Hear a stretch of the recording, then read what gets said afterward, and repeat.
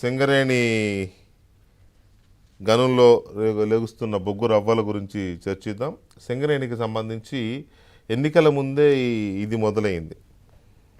కేంద్ర ప్రభుత్వం సింగరేణిని ప్రైవేటీకరిస్తోంది అనేది అప్పుడు అధికారంలో ఉన్న బీఆర్ఎస్ పార్టీ చేసిన ఆరోపణ. దానికి ప్రధానమంత్రి గారు అప్పుడు గట్టిగానే సమాధానం చెప్పారు. సింగరేణిలో తెలంగాణ ప్రభుత్వానిదే 51% వాటా ఉంది, 49% మాత్రమే కేంద్ర ప్రభుత్వం వాటా ఉంది. అలాంటిది తెలంగాణకు తెలియకుండా, తెలంగాణ అనుమతి లేకుండా అమ్మడం అనేది, ప్రైవేటీకరించడం అనేది ఎలా జరుగుతుంది అనేది ఆనాడే ప్రధానమంత్రి గారు కుండబద్దలు కొట్టారు బహిరంగ సభల్లో. ఆ తర్వాత కూడా బీఆర్ఎస్ అదే స్లోగన్ని కంటిన్యూ చేసింది. ప్రైవేటీకరిస్తున్నారు. దీనికి కాంగ్రెస్ కూడా వంతబాడుతోంది. బీజేపీ ప్రైవేటీకరించాలని చూస్తుంటే కాంగ్రెస్ ఏమో దాన్ని అడ్డుకోకుండా వంతబాడుతోంది అనేది బీఆర్ఎస్ ప్రధానంగా చేస్తున్న ఆరోపణ.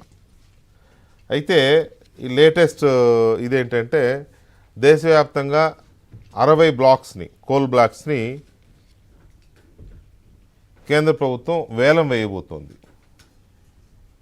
అంటే ఒక లిమిటెడ్ పీరియడ్కి వాళ్ళు ఆ కోల్ మైన్ చేసుకునే విధంగా వాళ్ళకు వేలం వేస్తారు. ఆ బిడ్లో ఎవరు ఎక్కువ ఇది చేస్తే వాళ్ళకి అది వెళ్తుంది. ఇది తెలిసిందే కదా, దీని గురించి పెద్దగా చెప్పాల్సిన అవసరం లేదు.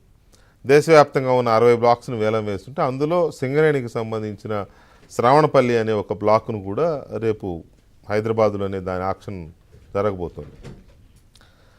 అయితే ఈ ఆక్షన్ జరగడం కూడా ప్రైవేటీకరణలో భాగమే. దీని వెనక పెద్ద కుట్ర జరుగుతోంది అని ఇప్పుడు బీఆర్ఎస్ మళ్ళీ స్వరం పెంచింది. ఇందాక కేటీఆర్ గారు కూడా ప్రెస్ కాన్ఫరెన్స్ పెట్టి దాని మీద దీన్ని ఎలాగైనా ఆపాలి, దీన్ని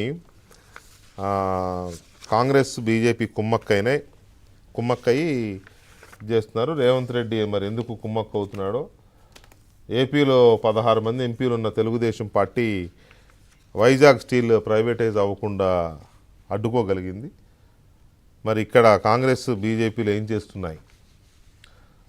వీళ్ళకి ఇంట్రెస్ట్ లేదు తెలంగాణ మీద కానీ, తెలంగాణ వనరుల మీద కానీ ఇంట్రెస్ట్ లేదు.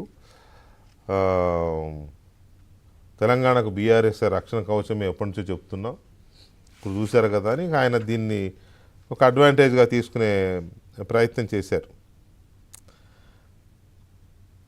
ఆ పార్టీ నాయకులు కూడా కొంతమంది మాట్లాడుతున్నది ఏంటి అంటే, ఈ వేలం వేయడంలో ప్రైవేటీకరణ అంశం ఉన్నది అనేది వాళ్ళ యొక్క అనుమానము, ఆరోపణ కూడా.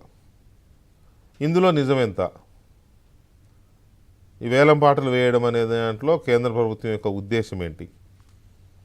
ఇంతకుముందు ఎప్పుడు వేయలేదా? ఇదే ఫస్ట్ టైమా? ప్రైవేటైజ్ చేయడానికి వేలం పాటలకి తేడా ఏంటి? కేంద్ర ప్రభుత్వం నిర్ణయాన్ని కాంగ్రెస్ ప్రభుత్వం, రేవంత్ రెడ్డి ప్రభుత్వం ఎందుకు స్వాగతిస్తోంది? దీని వెనుక ఉన్న మౌలికమైన అంశం ఏంటి? ఎందుకు మొన్నటి వరకు రాష్ట్రాన్ని పరిపాలించిన బీఆర్ఎస్ పార్టీ ఎందుకు దీన్ని వ్యతిరేకిస్తోంది?